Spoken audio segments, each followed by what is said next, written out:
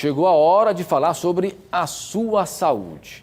Porque, de acordo com o Ministério da Saúde, a hipertensão afeta 1 em cada 4 brasileiros adultos no país.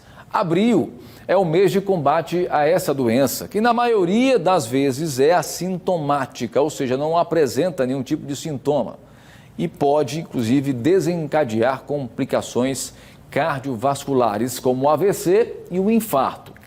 Ou seja, você pode ter pressão alta e sequer perceber. Por isso, é preciso estar atento a alguns sinais. E quais são eles? É o que iremos saber a partir de agora no Pausa do Café.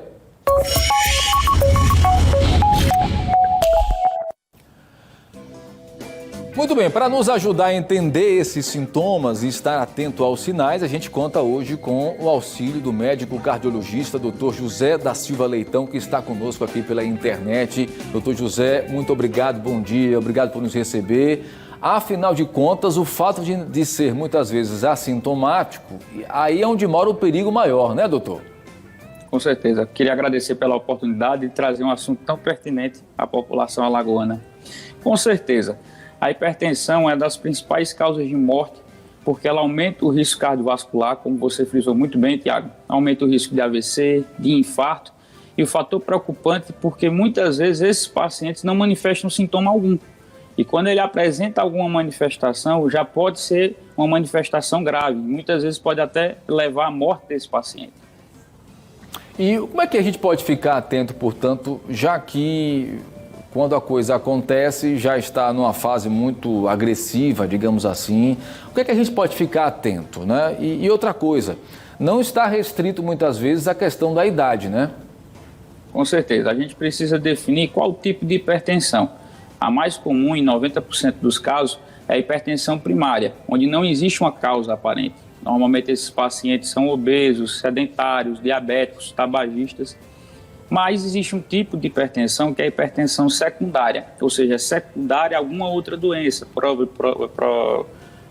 problemas de tireoide, por exemplo, pacientes com hipotireoidismo, hipertireoidismo, onde a gente trata essa causa, tratando essa causa a gente trata a hipertensão. Hoje não existe nenhuma faixa etária, claro, pacientes acima de 40 anos, mulheres pós-menopausa, têm um fator de risco maior a evoluir com hipertensão, mas hoje a gente observa pacientes jovens também evoluindo e apresentando aumento dos níveis pressóricos. E o senhor acha que isso se deve a que fatores, doutor José?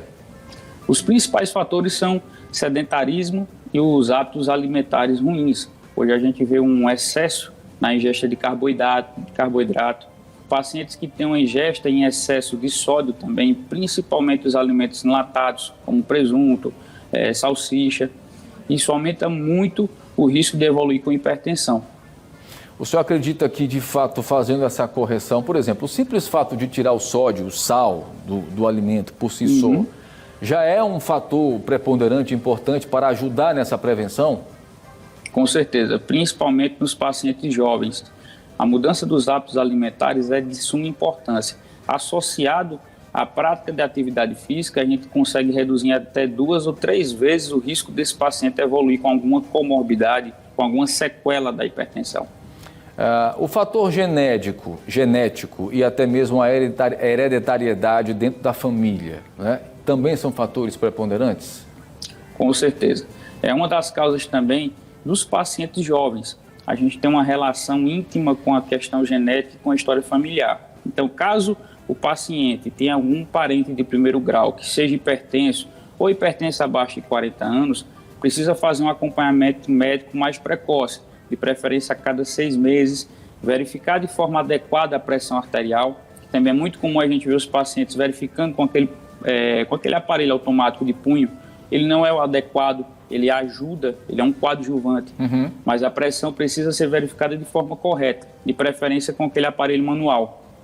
Para fechar o nosso bate-papo, eu queria que o senhor trouxesse, apesar da grande maioria ser assintomático, mas, por exemplo, tem muita gente que se queixa com muita dor na nuca, cansaço excessivo, dor de cabeça que não passa, né, a cefaleia que não passa quase que o dia inteiro. Isso são sintomas, de fato, que podem acarretar e dizer, olha, tem alguma coisa errada aí com a sua pressão arterial, é isso?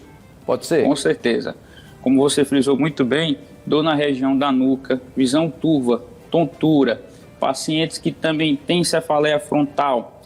São os principais sintomas onde o paciente tem pressão alta. A gente considera uma pressão alta uma pressão acima de 14/9.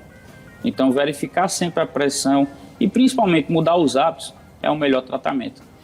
Perfeito. Olha, quero agradecer mais uma vez, tá, ao senhor por nos receber aqui nesta manhã de quarta-feira. Acho que esse é um mês dedicado exatamente para a conscientização, né, sobre a pressão arterial, para as pessoas também se cuidarem, mudarem os seus hábitos alimentares, os hábitos de vida. É uma junção de tudo, né, que acaba acarretando aí na qualidade de vida. Mais uma vez, muito obrigado, viu? Até a próxima. Eu que agradeço. Um grande abraço. Grande abraço.